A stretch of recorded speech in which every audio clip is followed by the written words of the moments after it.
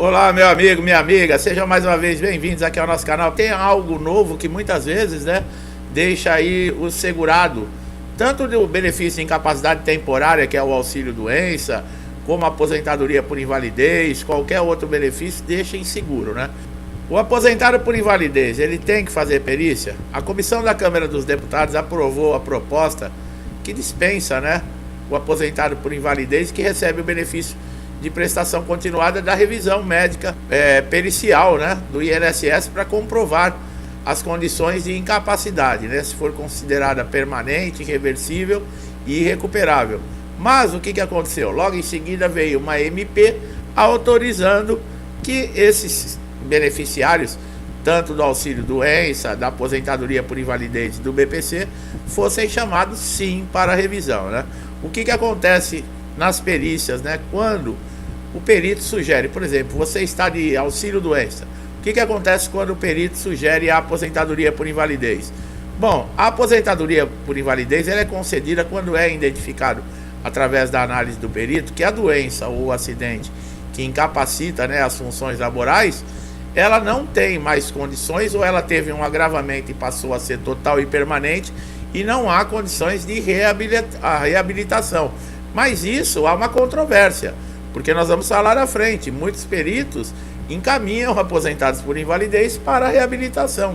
E nós estamos vendo aqui que a lei fala uma coisa, mas na prática é outra, Agora, o problema que nós sempre falamos com relação à documentação. O que deve constar num laudo, por exemplo, para um perito sugerir aposentadoria por invalidez? Bom, o laudo médico para aposentadoria por invalidez, ele deve ter componentes essenciais, para informações detalhadas sobre a condição de saúde daquele segurado e descrição de tratamentos realizados, É importante salientar que a aposentadoria por incapacidade total, ela não é concedida também de forma definitiva, Muita gente pensa aí que, eu estou aposentado, o INSS agora não pode mais me dar alta, como eu falei, antigamente você passava, por exemplo, por perícia, o aposentado por invalidez a cada 2 anos. Agora não.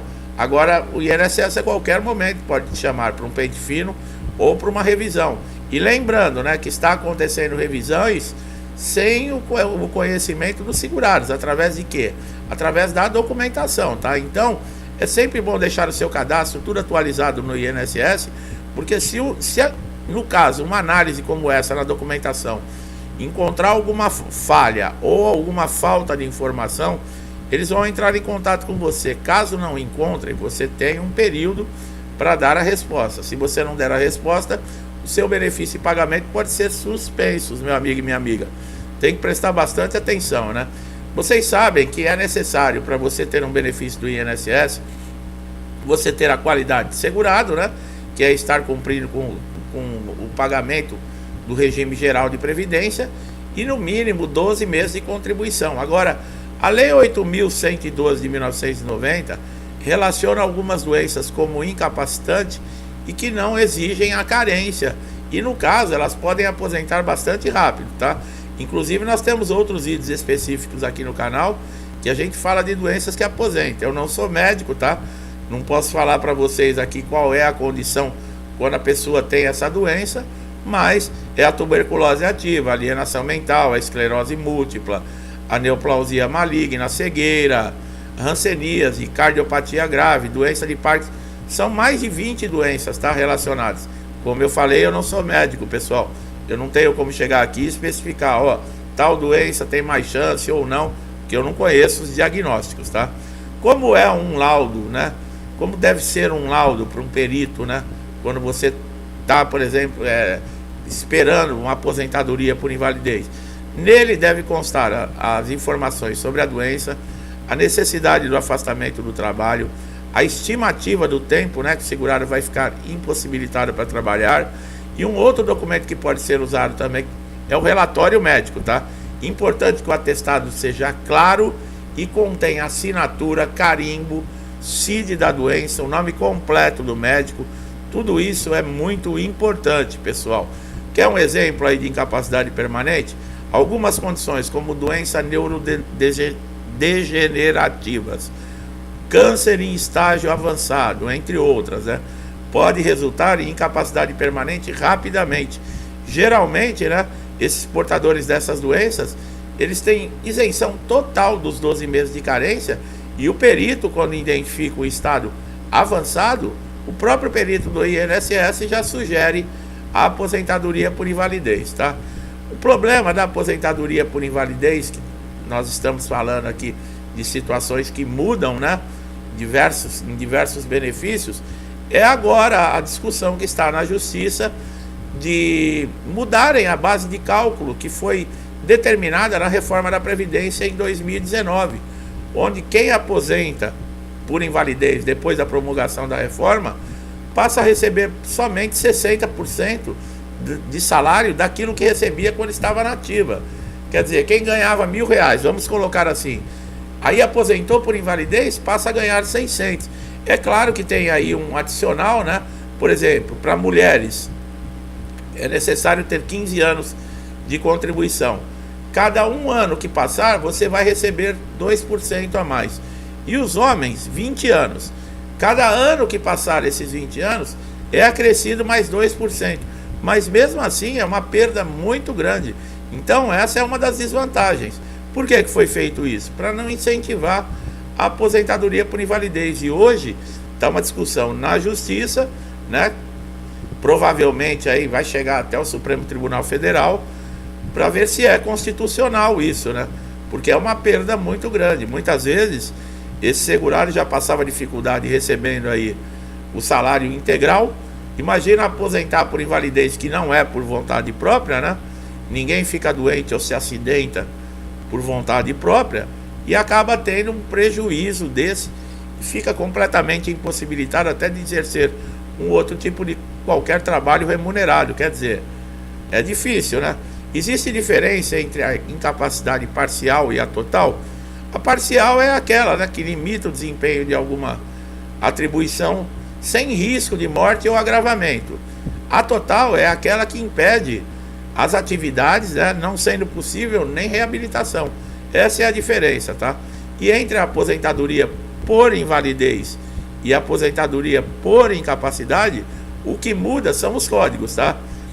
Segundo o artigo 42 da Lei 8.213 de 1991, o Código 32 indica que a aposentadoria com esse Código 32, ela não tem relação com as atividades laborais desse segurado.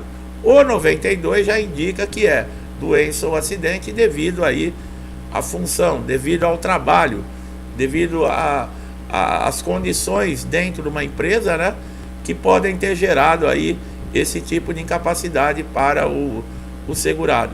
E as condições de pagamento, no caso do Código 92, já não entra a regra dos 60%. Um funcionário que se aposenta, né, porque se acidentou dentro de uma empresa ou provou que uma doença foi contraída devido à sua função, ele continua recebendo 100%, valor integral. Já no 32 é que acontece essa redução aí de 60% para 60%, tá? Como saber, né, quando você passa na perícia, se o perito te deu alta ou não, você recebendo o benefício? Você, a partir das 21 horas, tem que entrar no site do portal Meu INSS e lá você vai ter a resposta da perícia. Caso não tenha lá no portal, você pode ligar para o 135 também, que eles te informam. Uma coisa muito importante, você que está em processo aí, por exemplo, que vai passar agora por pente fino, por revisão, tem que se convencer de uma coisa importantíssima. O perito, ele está ali para te avaliar. Então você não deve ficar conversando com o perito. E quando ele fizer pergunta, você seja claro e objetivo falando da sua incapacidade. Não fique falando sobre a doença. Fale sobre o que a doença lhe incapacita para exercer a sua atividade. E você pode ter 10 tipos de doenças, só especifique aquela principal que não está deixando você exercer o seu trabalho, porque isso pode trazer uma desconcentração para esse perito e ele vai querer que você saia o mais rápido possível da sala e que acaba aí indeferindo o seu pedido por raiva. Isso acontece, tá?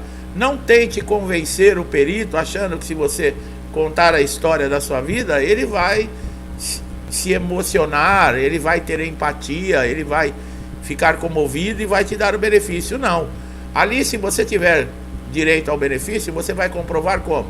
O seu estado de saúde e a documentação que você tem. Então é nisso que você tem que focar, tá? Não há negócio de convencer fórmula mágica. Eu vou convencer o perito.